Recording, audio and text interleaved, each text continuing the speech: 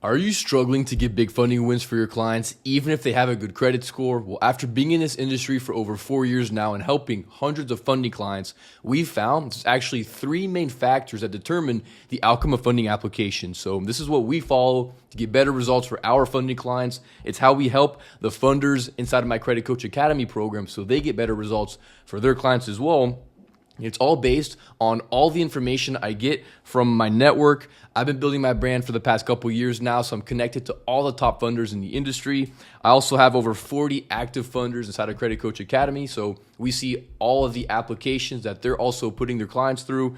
And I'm, of course, working with my own funding clients, so we get to see over 1,000 different funding clients every single month. And so we get a lot of information that determines what these three factors are. And so the three main factors of results will be determined based on the individual actually applying.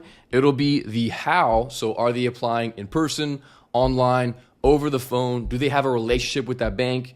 And then finally, it'll be the application itself. So that's why there's so much more to the application instead of just the individual. Your client might have a good credit score, but there's a lot more that goes into this process. So I'm going to break down each one for you so have a very clear understanding as to how to get better results for your clients moving forward. So when it comes to the who, this is going to be your clients. So how are they presenting themselves to the bank? And I'm going to include not only the credit profile, but also the entity itself. So when it comes to the credit profile, there's really two main things that I like to think about, which is making sure that it looks reliable, but also strong, okay? I think a lot of people tend to miss the strong factor because although your client might not have any negative accounts on there's no late payments, collections, or charge-offs, but your client might not still be exactly ready to go for funding because they don't have any strong accounts that are on there. So they don't have perhaps a high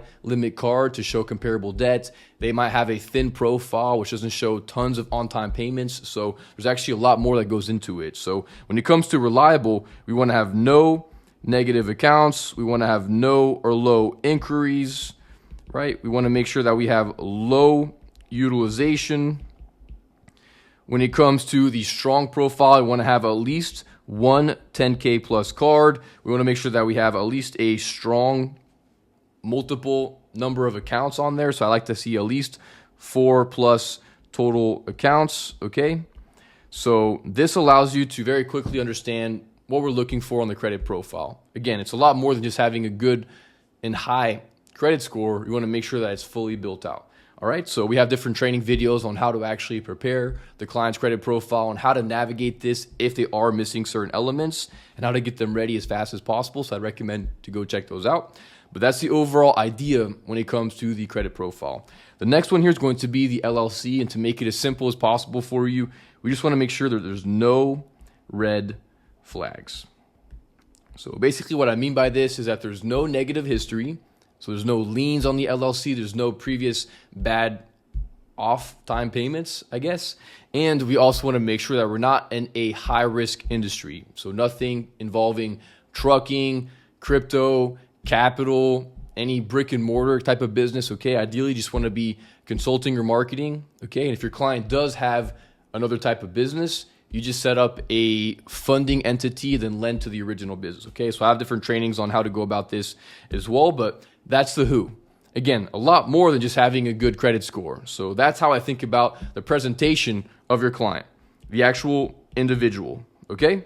So that's for the who. The next one here is going to be the how. All right, so are we going to apply in person?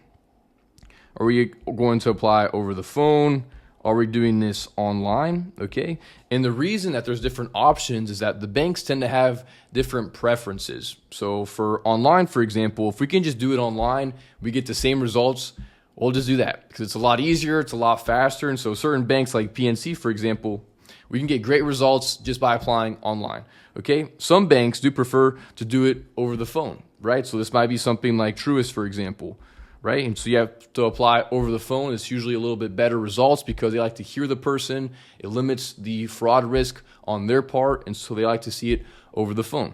Some banks have kind of a mix of the two. Okay, something like an Elon Financial, they actually prefer if you call a local branch, get a special URL link, and then you apply online.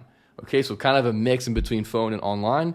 And some banks just prefer in person. It's just their parameters. It's the lowest risk possible, right? So a bank like Citizens, this is a bank that prefers in-person applications. So the how here basically means that if I was to go and try to apply online for Citizens, I might use the exact same application process. I might have the same who, right? But because they actually prefer in-person applications instead of online, this is going to determine, and in this case, hurt the application results of your client. And so we have to really understand what the different preferred funding process is to the bank so that we get the best results possible. So that's why we have to understand the how, but also the relationship. So I kind of put that inside of this one as well. So relationship. So basically this means, do we have to have previous accounts with this bank? So certain banks like Amex, for example, prefer if you have past accounts, okay? This will drastically improve the outcome of the application. Certain banks like Chase prefer to have biz checking, okay? And also deposits. So Chase tends to like the 5K for 5 days deposit process. So the relationship is also important. So in this case, if we were to apply straight to Amex without having a past account, you're probably going to get the standard $2,000 limit, which you might have gotten recently. And for Chase, you might be able to get approved, but you're not going to get the 30 to 50Ks that we tend to see because we actually establish the relationship first. So that's the how factor. There's a lot more than just submitting an application because banks have certain criteria that they look for, and they try to limit their risk in certain ways by having relationships or by having a standard process that they like to have. All right, so that's kind of the how factor.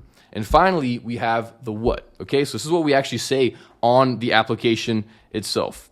So this is also going to be obviously very important. So when it comes to the applications, there's basically data points that tend to get better results. So when it comes to the actual application itself, basically a lot of it is going to be determined by AI, their software, their systems. And so basically if they see certain numbers, these tend to get better results, right? Especially if they're higher revenue, higher income, but they also have like a ceiling, okay? So basically if we were to say that your client does $10 million in revenue, for example, they're gonna ask for proof, right? So basically what we try to do here is that we're trying to basically test the system and see how close can we get to this line without breaking through it and basically breaking for the docs requirement.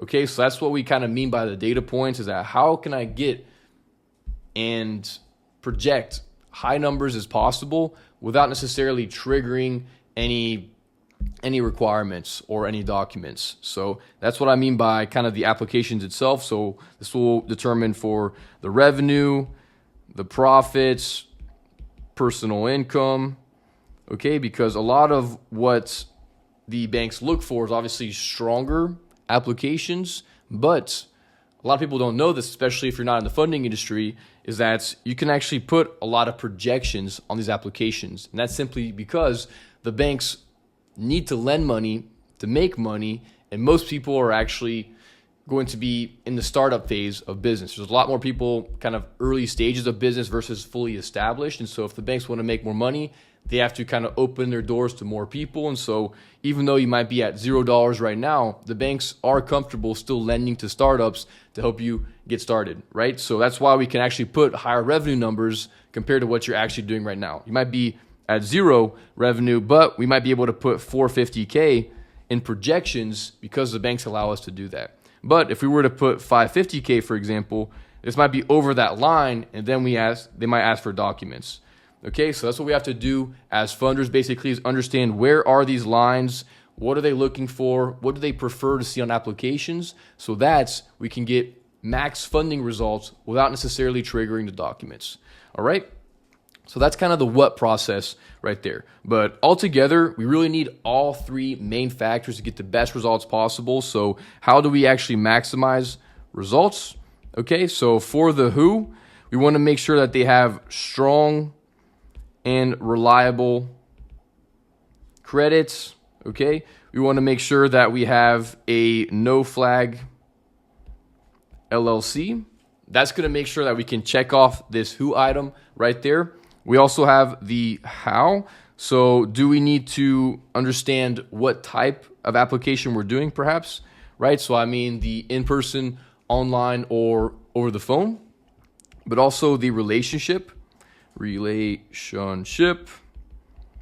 Does that mean we have to have past accounts with that bank? Does it mean we have to have a checking account established with deposits? How long to wait with those deposits as well? And then we have the what's. So what do we actually say on the application so we can really project as high a number as possible without triggering the document requirement? So that's basically how we think about the entire application process. Like I said, there's a lot more to it instead of just the credit score itself. So if you do have more questions about this, be sure to comment down below. I'm more than happy to help you out. And if you do want more direct support from myself and from my team, that's exactly what we do inside of Credit Coach Academy. You can learn more about that by clicking on the link down below. We'll help you understand this process better. You get all of our data points from my network of over 1,000 funding clients every single month, and we'll make sure you have all that information with the how and the what, so you really maximize results for your clients. So if you are curious about that, you can click on the link down below to learn more. But hopefully this video has been very helpful for you.